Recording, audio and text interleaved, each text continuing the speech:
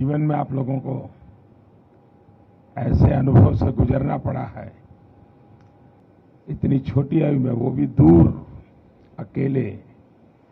मैं कल्पना कर सकता हूं कि किस प्रकार की मानसिक परिस्थिति से आपको गुजरना पड़ा होगा। कठिनाइयों के बीच भी हम ठीक से अभी इवैक्यूएशन कर पा रहे हैं। हम लोग तो उम्मीद भी छोड़ दिए थे कि वापस इंडिया जा पाएंगे, क्योंकि 2 मार्च की हम लोग की फ्लाइट थी जो कि कैंसिल हो गई थी। जब इंडियन एम्बेसी और गवर्नमेंट वर्क किए तो हम लोग को एक नया उम्मीद मिला कि वापस इंडिया जा पाएंगे। All thanks to Indian government. I don't think कि विदाउट इंडियन गवर्नमेंट हेल्प हम इंडिया वापस सेफली आ पाते। हमारी इंडियन गवर्नमेंट ने बहुत अच्छी सुविधाएं दी। हमारे लिए फ्लाइट्स अवेलेबल थे, हमें एयरपोर्ट जाने का एकदम आराम से सुविधाएं मिली, खाने पीने कोई दिक्कत नहीं हुआ। बहुत अच्छे से हमारे बाकी सारे स्टूडेंट जो फंसे हुए थे वो कल भी लैंड कर गए हैं, कुछ आज लैंड कर गए हैं। थैंक यू मोदी सर, हम लोगों ने बहुत आराम से हम वहाँ से निकल गए हैं। बॉर्डर क्रॉस करने के बाद इंडियन एम्बेसी ने हमें बहुत ही सुरक्षित तरीके से हमारे कंट्री में पहुंचाया। तो मैं हमारे प्रधानमंत्री नरेंद्र मोदी जी यानी कि आपका बहुत ही धन्यवाद कहना चाहूंगी कि आपने मुझे मेरे घर तक सुरक्षित पहुंचाया, और मुझे विश्वास है कि और भी जो बच्चे फंसे हैं आप उन्हें भी जल्द से जल्द उनके घर पहुंचा देंगे। सर 24 तारीख को जब अटैक हुआ तो हमें लगा था कि हम यहाँ से अपने देश वापस नहीं जा पाएंगे, और सर 2 रात हम ऐसे गुजारे जैसे लगा है कि हम मौत को कितने करीब से देख चुके हैं। बट सर मुझे गर्व है कि मैं भारत देश का वासी हूँ, और गर्व है मुझे यहाँ के सरकार पे, शराब पे। और सर सबसे ज्यादा गर्व मुझे महसूस होता है अपने तिरंगे पर।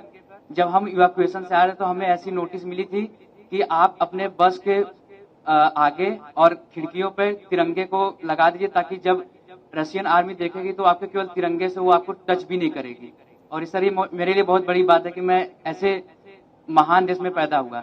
उस ड्यूरेशन में हमारे पास कोई होप नहीं था, और single hope only is this कि हमारा government and first of all sir specially you sir भगवान के बाद अगर घर में नाम लिया जा रहा था तो सर वो आप थे। मोदी जी हमें बचा लेंगे, अब जो भी कर सकते हैं मोदी जी कर सकते हैं। अब इससे बड़ा हम कुछ कह ही नहीं सकते सर। पेरेंट्स सब होप खो देते हैं सर, क्योंकि हमें बचाने के लिए हमारे पेरेंट्स कुछ भी कर सकते हैं, पर उस सिचुएशन में sir parents can't do anything, and that time they are all wishing from God and they are always, I have no word sir. घर में 100 बार नाम सिर्फ आपका लिया जाता था कि मोदी जी कुछ कर लेंगे, वो ही कुछ कर सकते हैं, अब कोई कुछ नहीं कर सकता। First of all I would like to say that पहली बार हमने इंडियन झंडे की ताकत देखी। हम जब बस पे जाते थे तो करीब 25 चेक पोस्ट हमें मिली जहां पे हमारी चेकिंग हुई, आर्मी अंदर आई, बट उन्होंने छोड़ दिया हमें, मतलब हमारे फ्लैग को देख के छोड़ दिया। इवन जो अदर कंट्रीज के बच्चे थे, नाइजीरियन, मोरक्कन, वो सब हमारे झंडे को यूज करके वो लोग वहां से बॉर्डर क्रॉस कर रहे थे।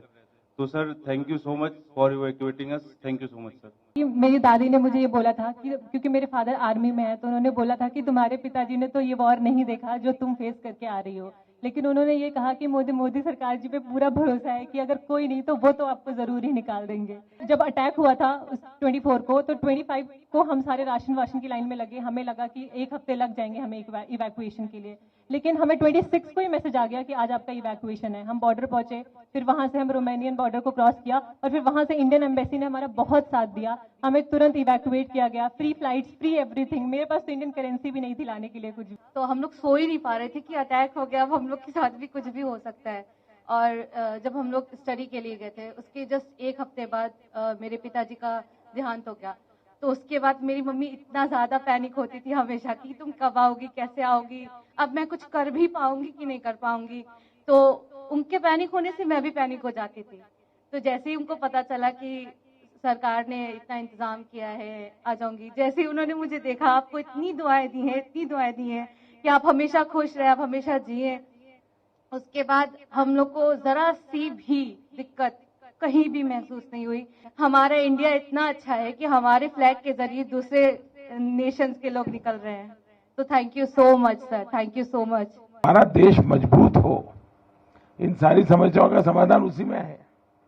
उसी प्रकार से मैं तो अभी भी मानता हूं कि अगर देश में पहले से मेडिकल एजुकेशन की नीतियां सही होती तो आप लोगों को बाहर नहीं जाना पड़ता।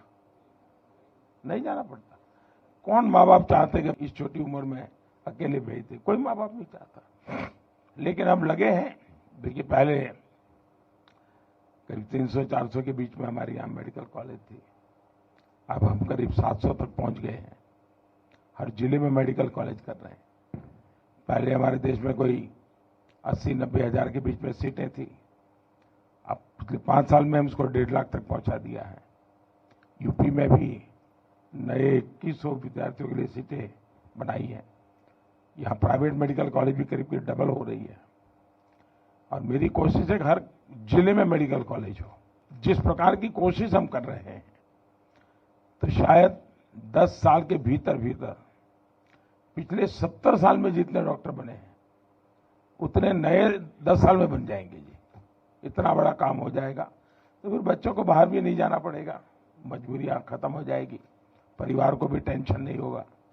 तो मेरी ये कोशिश है। लेकिन अच्छा है, सबको ये बताइए कि भाई देश के लिए तो कुछ न कुछ करते रहना चाहिए। समाज का कर्ज कभी भूलना नहीं चाहिए।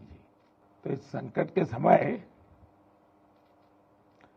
स्वाभाविक है, क्योंकि अगर कोई बच्चा गुस्सा भी करता है तो मैं मानता हूं ये स्वाभाविक है। भाई, इतनी मुसीबत से आया है और इतनी ठंड में इतना चलना, तो ये बहुत स्वाभाविक है। अगर किसी बच्चे को, उसके माँ बाप को भी अगर गुस्सा है, इवन मेरे लिए, तो भी मेरा मत है कि उसका एक गुस्सा जायज है, जायज है।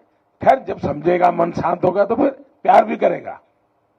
चलिए, बहुत बहुत धन्यवाद। आपके परिवार को भी मेरी बहुत शुभकामनाएं भैया।